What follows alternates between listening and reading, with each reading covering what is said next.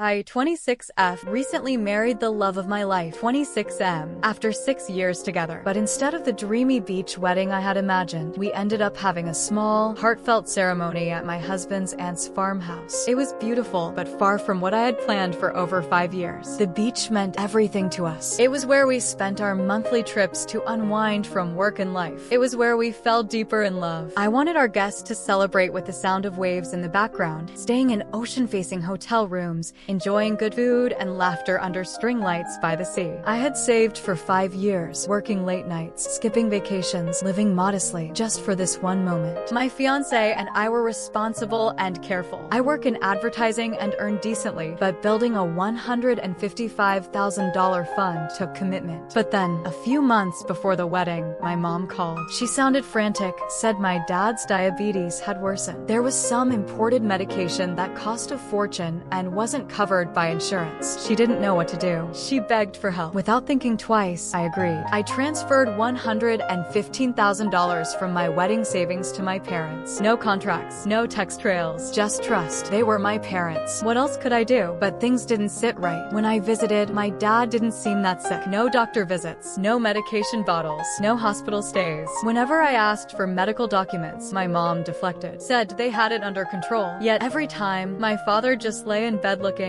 normal. And then came the twist. My brother, 24M, had recently gotten married too. A small, unplanned ceremony. I thought nothing of it until I called him weeks later and learned he was on a month-long honeymoon in Europe. Wait, what? I had no idea. No social media posts, no updates. He said it was a surprise. He also mentioned that our parents were footing the entire bill, over $125,000. 5-star hotels, shopping, the works. They felt bad we couldn't have a big wedding, he said. That's when everything snapped into place. The emergency was fake. The drug didn't exist. The money I gave them was funding my brother's extravagant honeymoon. The betrayal ran so deep I could hardly breathe. I confronted them. My mom admitted it. You wouldn't have given us the money if you knew the truth, she said. They claimed my brother was depressed, struggling at work, and needed the trip to lift his spirits. You're still young, they said. You'll make the money back. As if it was just money. As if I hadn't spent 5 years sacrificing to build that fund. As if my dreams meant less because I wasn't the favorite. They told me to scale down my wedding. Your brother needs it more. I begged. I cried. Nothing worked. They refused to return the money, said it would take years. So I made a decision. We got married at my husband's aunt's farmhouse. She offered the venue for free. The place wasn't by the beach, but it was beautiful and full of love. We trimmed the guest list. We made DIY decorations. His family stepped up where mine had failed. And I didn't invite my parents or my brother. They didn't deserve to be there. Like and subscribe if you're ready to hear how we tricked them into confessing, and now we're taking them to court. After the wedding, I posted a few photos. Nothing flashy, just us, surrounded by love. But they saw it, and the calls started. My parents and brother were furious. How could you not invite us? They yelled. My brother even accused me of humiliating them. He called me selfish for wanting my own money back. I told them the truth. You're not family. Not anymore. And I hung up. They didn't stop. They messaged my husband. Then, they ambushed him outside his work, literally waited in a car, followed him until he pulled over, and begged him to talk some sense into me. They took him to a diner. My brother said I was overreacting. My parents claimed they always planned to pay it back. They just needed time. We're family, they insisted. She's being dramatic. My husband played it cool, told them he understood,